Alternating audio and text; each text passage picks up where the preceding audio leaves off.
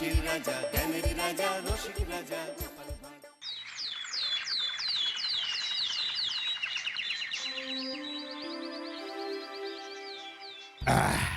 তাহলে মন্ত্রী সব কাজ ঠিকঠাক ভাবে করে এসেছো, তাই তো? আগে মহারাজ, আমি কোন কাজটা ঠিকঠাক করে করি না আপনি বলুন। আমি শুধু আপনাকে ওই কোষাগার থেকে মোহর সরানোর কাজটাই খুব ভালোভাবে করতে দেখেছি মন্ত্রী মশাই। আর বাকি সব কাজে তো আপনি লবডঙ্কা। গোপাল, মুখ সামলে কথা বলো, হ্যাঁ? বেশি বাড়াবাড়ি করো না। কি বলতে চাইছেন মন্ত্রী মশাই? বাড়াবাড়ি করলে মারামারি হয়ে যাবে? আচ্ছা, হয়েছে হয়েছে, অনেক হয়েছে, সকলে এইবারে থামো। ঝগড়াঝাটি বন্ধ হোক, এমনিতেই খুব গরম। বলছি কি, যা গরম পড়েছে এইখানে তো থাকাটাই দায় হয়ে যাচ্ছে। উফ, আর যে পেরে উঠছি না। মনে হয় আপাতত এখান থেকে কদিনের জন্যে। মহারাজ, বাইরে রাজ্যের প্রজারা জড়ো হয়েছে, সকলে মিলে বিক্ষোভ করছে। একবার একবার শিগগির আসুন মহারাজ, নইলে সাংঘাতিক কিছু একটা ঘটে যাবে। কি হলো? আবারও কোনো সমস্যা হলো নাকি? আমাদের রাজ্যের প্রজারা তো যথেষ্ট বোঝদার, তারা তো এমনি এমনি ঝামেলা ঝঞ্ঝাট সৃষ্টি করার মানুষ নয়। গোপাল, চলো গিয়ে দেখি।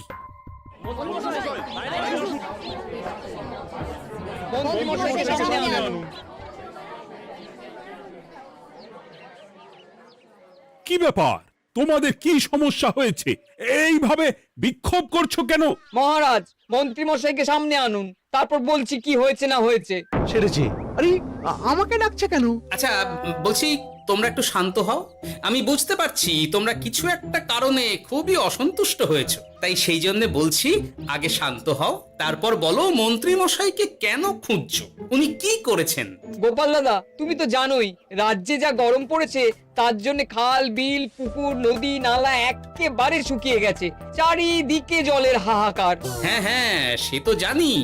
গত সপ্তাহে এই সমস্যার কথা জানিয়ে মহারাজকে অনুরোধ করে গিয়েছিলাম যে রাজ্যের বাঁধটা যাতে খুলে দেওয়া হয়। কেন? আমি তো তোমাদের কথা রেখেছি। আমি তো দুদিন আগেই মন্ত্রীকে পর্যাপ্ত পরিমাণে মোহর দিয়ে বাঁধ খোলার কাজে পাঠিয়েছিলাম। কেন, উনি কি বাঁধ খোলেননি? সেইটা ওনাকেই জিজ্ঞাসা করুন।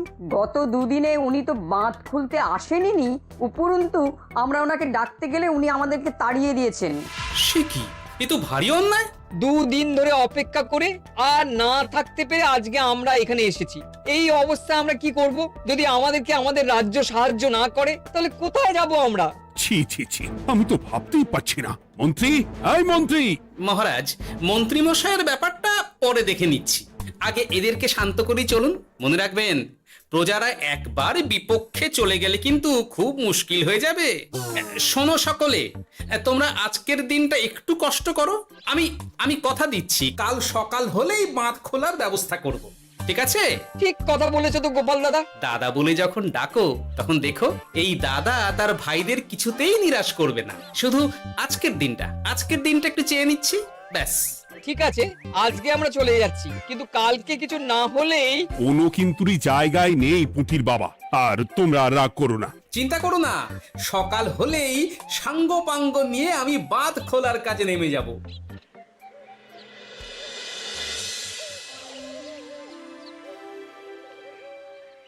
ছি ছি মন্ত্রী, তুমি এইভাবে আমায় মিথ্যে বললে। ভাবতেই পারছি না কি দরকার ছিল আমায় মিথ্যে আশ্বাস দিয়ে প্রজাদের সামনে নাক কান কাটার। মুখে কুলুপ কেন? উত্তর দাও। না, মানে আমার শরীরটা ঠিক ভালো ছিল না, তাই বাড়ি থেকে বেরোতে পারিনি। বলছি কি, শরীর খারাপ থাকলে রাজসভায় খবর দিতে পারতেন, আমরা কেউ দায়িত্বটা পালন করতাম, কি আছে? সমস্ত মোহরগুলো ত্যাগস্থ করে ঘাপটি মারলেন ঘরে। ছি ছি, জানাই আপনাকে ধিক্কার। সকলে মিলে করো প্রতিবাদের চিৎকার। মন্ত্রী মশাই, ছি ছি ছি ছি ছি ছি। মহারাজ, আপনি এক্ষুনি মন্ত্রী মশাইকে কদিনের জন্য সভা থেকে বহিষ্কৃত করুন। সে তো করবই, তবে তার আগে আমি চাই কালকে যখন বাঁধ খুলতে তোমরা নামবে, তখন সেই কাজে কোনো লোক নিয়োগ না করে মন্ত্রীকেই বাঁধ খুলতে নামাবে। মহারাজ, এ কেমন বিচার আপনার? আমি না রাজ্যের মন্ত্রী। মন্ত্রী না ষড়যন্ত্রী। মন্ত্রী মশাই, তাহলে কালকের জন্য প্রস্তুত থাকুন। মহারাজের বাঁধ খোলার জন্য সকল মোহর তো আগেই আত্মসাৎ করেছেন, এবার শুধু কাজে নেমে পড়বেন, কেমন?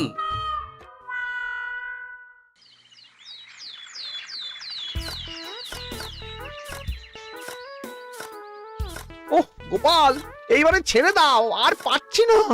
এত সহজে হাল ছাড়লে হবে বলুন? এই কে আছো? ওই শাবল কোদালগুলো দাও, আমি এদিকটায় খুঁচিয়ে দিই। সভাকবি, বিজ্ঞানী, এসো এসো এসো, হাত লাগাও। সবে মিলে করি কাজ, বাঁধ খোলা হবে আজ। বাঁধ খোলা হবে আজ, মন দিয়ে করো কাজ। একদম, হাত লাগাও, জোর লাগাও। গোপাল দাদা, সভাকবি, বিজ্ঞানী দাদা আর আর বাকি দাদা ভাইরা আসুন আসুন, সকলে একটু শরবত খান। আমাকেও একটু শরবত দাও। মোহরগুলো খেয়েও তৃষ্ণা মেটেনি বুঝি? হুম হুম। বাঁধ এক্ষুনি খুলবে, প্রজাদের সব জ্বালা জুড়োবে। বাঁধ খুলে গেছে। আমাকে বাঁচাও, আমাকে বাঁচাও। কোনো সময় ভুল করলে নিজেই সেই ভুল শুধরে আবার ফিরতে হয়। আপনিও তাই করুন মন্ত্রী মশাই, নিজে নিজেই উঠে আসুন। চলো সকলে। গোপাল, তুমি তোমার সাথীদের নিয়ে যা করলে সত্যি ভাবাই যায় না। মহারাজ, নিজেদের রাজ্যের সমস্যায় নিজেরাই কোমর বেঁধে নেমে সমস্যার সমাধান করেছি, পরিস্থিতি মোকাবিলা করেছি। এর জন্যে আপনি এমন করে বলবেন না। ওহ, তোমরা না থাকলে যে কি হতো। মহারাজ, আমরা আছি তো, এত ভাববেন না আপনি। আপনি বরং আমাদের সকলের জন্য কিছু খাবারের ব্যবস্থা করুন, খুব খিদে পেয়ে গেছে। হ্যাঁ, নিশ্চয়ই নিশ্চয়ই। তোমরা সকলে ভিতরে এসো, হাত পা ধুয়ে নাও। ততক্ষণে আমি রানীকে আহারের ব্যবস্থা করতে বলছি।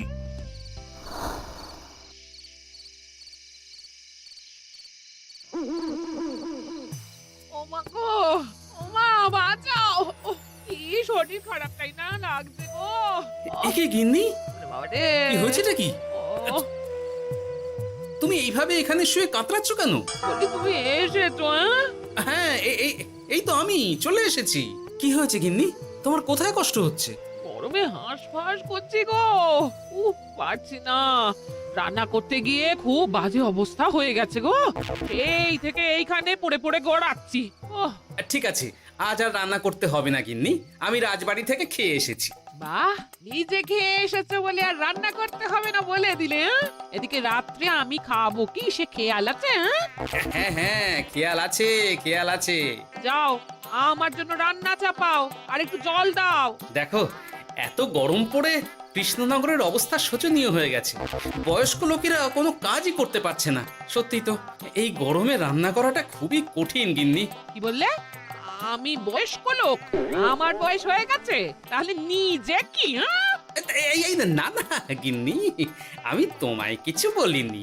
আমি গোটা কৃষ্ণনগরের সাধারণ বয়স্কাদের উদ্দেশ্যেই কথাটা বললাম। তোমার তো বয়স হয়েছে বলে মনেই হয় না গিন্নি। ও তাই বলো?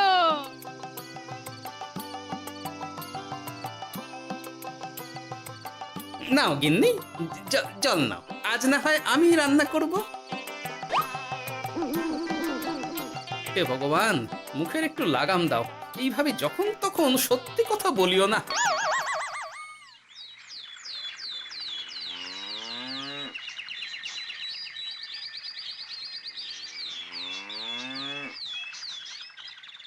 গোপাল দাদা, ও গোপাল দাদা, একবারটি বাইরে এসো।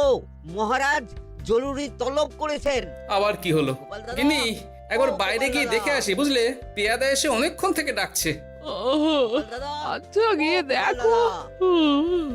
ও গোপাল দাদা, গোপাল দাদা, ও গোপাল দাদা। আরে তুমি এক্ষুনি একবার প্রাসাদে চলো, রানীমার খুব শরীর খারাপ করেছে। মহারাজ তোমাকে খবর দিতে বললেন। ঠিক আছে, তুমি যাও, আমি আসছি।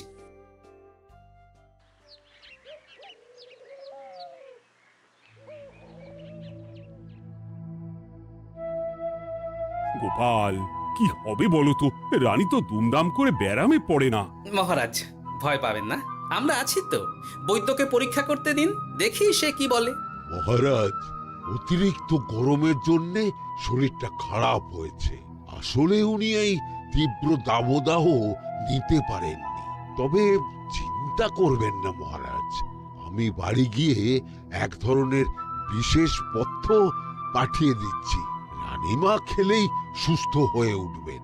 মহারাজ নিজের কানেই তো শুনলেন, রানীমার তেমন গুরুতর কিছু হয়নি, চিন্তা করবেন না। বৈদ্যর ওষুধে উনি সেরে উঠবেন। যাওয়ার আগে একটা কথা বলে যাই, গরমের এই দাবদাহ কিন্তু আরো ভয়ঙ্কর হবে, তাই সকলে খুব সাবধানে থাকবেন। শরীর যাতে ঠান্ডা থাকে এমন হালকা পাতলা খাবার খাবেন। আসি, রাজসভায় দেখা হবে। মহারাজ, বৈদ্যমশাই কিন্তু এটা ঠিক বলেছেন, গরম আরো বাড়বে, তাই দুজনেই খুব সাবধানে থাকবেন, কেমন? গতকাল তো আমার গিন্নিও গরমের চোটে কুপোকাত হয়ে গেছিল, শেষমেশ আমাকে বাড়ি গিয়ে রান্না করতে হলো আর কি। ও বাবা, তাই নাকি? তাহলে তো খুবই চিন্তার ব্যাপার। আচ্ছা মহারাজ, আমি তাহলে এখন আসি, আবার রাজসভায় দেখা হবে।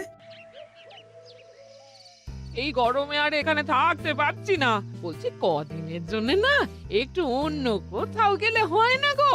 গিন্নি, এই গরমে ঘরেই থাকো, অন্য কোথাও যাওয়ার মোটে নাম করো না।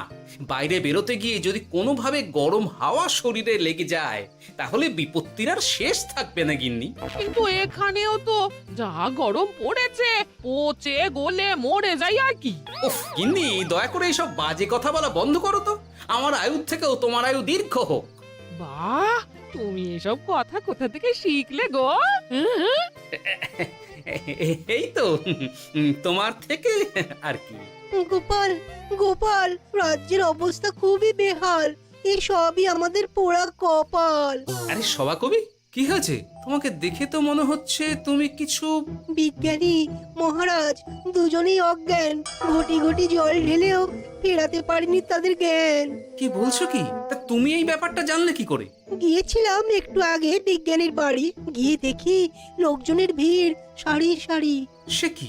শুনলাম মহারাজ তাকে কিছু বলতে এসেছিলেন, তারপরে দুজনে বাইরে বেরিয়ে আসতেই অজ্ঞান হয়ে গেলেন। মহারাজ বিজ্ঞানীর বাড়ি গিয়েছিলেন, তাও আবার রানীমাকে ছেড়ে?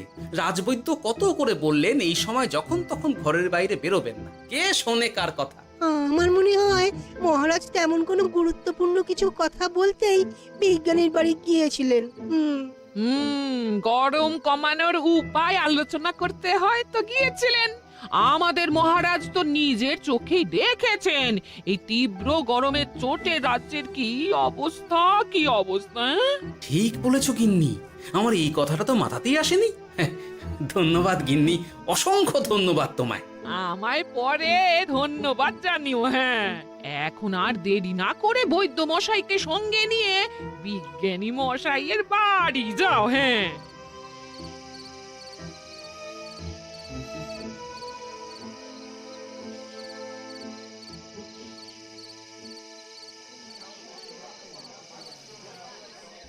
কি বুঝছেন বৈদ্যমশাই? খুব একটা ভালো কিছু বুঝছি না গোপাল। দেখো, সত্যি বলতে ওই কৃষ্ণনগরের অবস্থা খুবই বাজে, তাই এখানকার মানুষেরা একে একে অসুস্থ হয়ে পড়ছে। বাইরের অবস্থাটাও তো ভালো নয়, বুঝতেই পারছো। এখন সান্ধ্যকালীন হাওয়াতেও গরমের তাত রয়েছে। দেখুন, রাজ্যের যা অবস্থা তাতে যদি রাজ্যের মাথা থেকে সমস্ত প্রশাসনিক প্রধানরাই অসুস্থ হয়ে পড়েন তাহলে তো ভীষণ বিপদ। সে তো বটেই, এই জন্যেই আমি বলি কি, মহারাজ সহ সকল সভাসদেরা এই রাজ্য ছেড়ে কদিনের জন্য পাহাড়ি কোনো এক জায়গায় গিয়ে থাকুন, পরিবার নিয়েই যান। দেখুন, আগে নিজেরা বাঁচলে তবে তো রাজ্যবাসীকে ভালো রাখতে পারবেন, তাই না? কথাটা কিন্তু মন্দ বলেনি বৈদ্য। গোপাল, এই গোপাল, তুমি পাহাড়ে যাওয়ার ব্যবস্থা করো। এইখানে আর কিছুদিন থাকলে মরেই যাব। হ্যাঁ গোপাল, আমারও তাই মত। এক্ষুনি যা শরীরে ক্লান্তি এসেছে, আর কদিন এইখানে থাকলে মরেই যাব। মহারাজের অনুরোধে গরম কমানোর কোনো ব্যবস্থাও তো করতে পারলাম না, বাইরে বেরোনো মাত্রই দুজনে মূর্ছা গেলাম। বাবা, ঠিক আছে, বুঝেছি। মহারাজ, আপনি আর এই ব্যাপারটা নিয়ে বেশি ভাববেন না। বিজ্ঞানী, তুমি আর বেশি কথা বলো না, আমি পাহাড়ে যাওয়ার ব্যবস্থা করছি। আমরা রাজসভা সকলে সপরিবারে যাব। অনেক কাজ হয়েছে, এখন কিছুদিন আমাদের বিশ্রাম দরকার।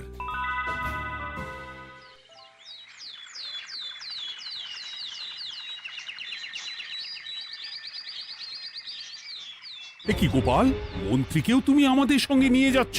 আহ, তুমি কি সব ভুলে গেছো? মহারাজ, আপনি খামোখা উত্তেজিত হবেন না। আপনার শরীরটা কিন্তু ভালো নেই। আর মহারাজ, আপনার রাজ্যে বাস করে আপনার থেকেই শিখেছি বিপদের দিনে পরম শত্রুকেও দূরে ঠেলতে নেই। গোপাল এটা ঠিক কথাই বলেছে। যতই হোক, উনি তো আমাদের মন্ত্রী, তাই এই বিপদের দিনে ওনাকে ফেলে যায় কি করে বলুন তো? সত্যি গোপাল, তোমার তুলনা নেই। ঠং, সবই নাম কেনার চেষ্টা। গোপাল, চলো এইবারে রওনা দিই। বলছি, খাবার দাবার আর জলের কলসিগুলো উঠেছ তো?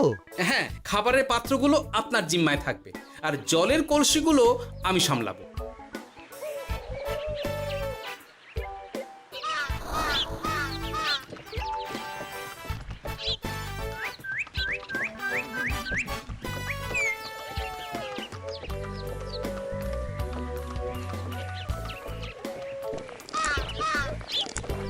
কি গো, তুমি খাবার ছেড়ে শুধুই জল খাচ্ছ? ওদিকে মন্ত্রী মশাই যে সব খাবার একাই সাবার করে দিলে না? ভালোই তো, থাক না। এরপরে বড় বাইরে যেতে হলে বুঝবে। আমি তো ওই জন্যই নিজের জিম্মায় শুধুমাত্র জল নিয়েছি। দেখো, জল খেলে ছোট বাইরে যাওয়ার দরকার হলে চলে যেতে পারবো, কিন্তু বড় বাইরে যাওয়ার দরকার হলে তো যেখানে সেখানে যেতে পারবো না। তাই জলই সই। কিন্তু সবার জল যদি তুমি একাই শেষ করে দিলে তাহলে? এই রে, এটা তো ঠিক বলেছো গিন্নি। পথে ঘাটে কোনো পানীয় জলের পুকুর বা কুয়ো দেখলে জল ভরে নিতে হবে, বুঝলে?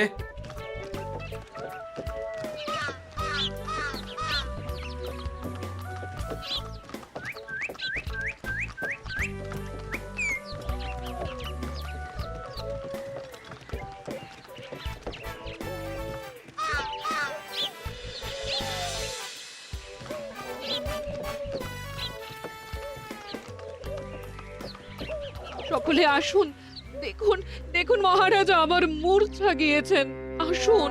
সে কি, কৃষ্ণনগর পেরিয়ে এসেছি, এখন এই অচেনা অজানা জায়গায় এসে মূর্ছা গেলেন? গিনি, চলো তো শিগগির গিয়ে দেখি।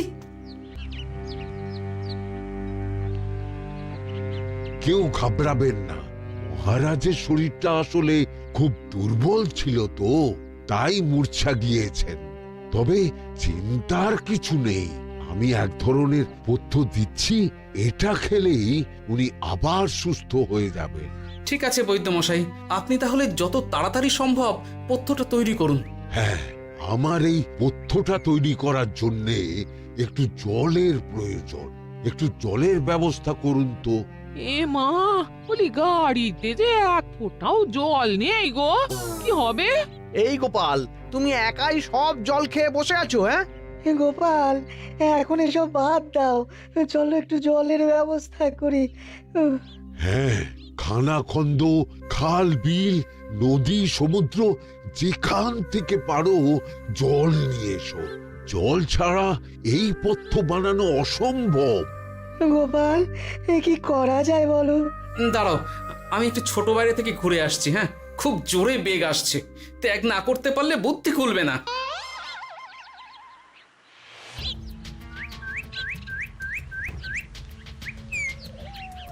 ওদিকে একটা পাত কুয়ো দেখতে পাচ্ছি মনে হচ্ছে।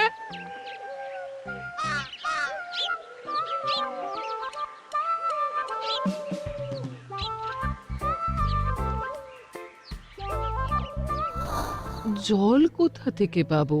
তবে কি জলের অভাবে আজকে মহারাজ সুস্থ হতে পারবেন না?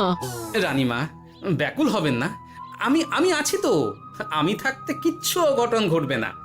সকলে শুনুন, বিশেষত মহিলাদের বলছি, আপনারা সকলে নিজেদের কাছে যত শাড়ি আছে সেই প্রত্যেকটা শাড়ি আমাকে দিন। আমি শাড়ি জুড়ে জুড়ে লম্বা রশ্মি বানাবো, তারপর সেই রশ্মিতে বালতি ঝুলিয়ে জল তুলব। দয়া করে কেউ দেরি করবেন না।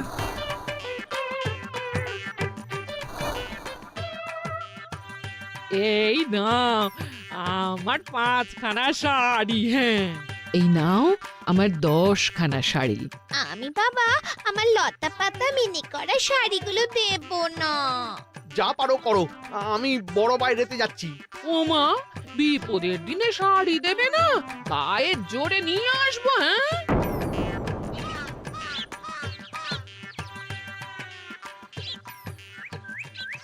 এ বাবা, এখনো কিছুটা কাপড় লাগবে তো। যা গভীর পাতকুয়া, সবার সব শাড়ি তো কাজে লাগিয়ে দিয়েছি, এখন কি হবে? আরে ওই তো কার একটা ঝোপের কাছে ধুতি পড়ে রয়েছে, যাই ওইটাই নিয়ে নি। এই গোপাল গোপাল, আরে করো কি ওটা তো আমার ধুতি। আরে আরে আমি এই ঝোপে বড় বাইরের জন্য এসেছি। আরে মন্ত্রী মশাই, বড় বাইরে করার সময় অযথা অন্যদিকে মন দেবেন না, তাহলে পেট সাফা হবে না।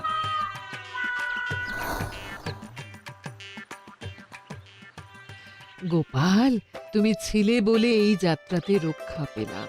ভগবান তোমাদের অনেক অনেক মঙ্গল করুক। এই দেখো না, ওরা না আমার লতা পাতা আঁকা শাড়িগুলো নিয়ে নিয়েছে। এই, দূর তোমার শাড়ির লতা পাতা, আমি নিজেই জড়িয়েছি বড় বড় ঘাস পাতা। কিছু করছে রে, দূর ছাতা। হাসির রাজা জ্ঞানের রাজা রসিক রাজা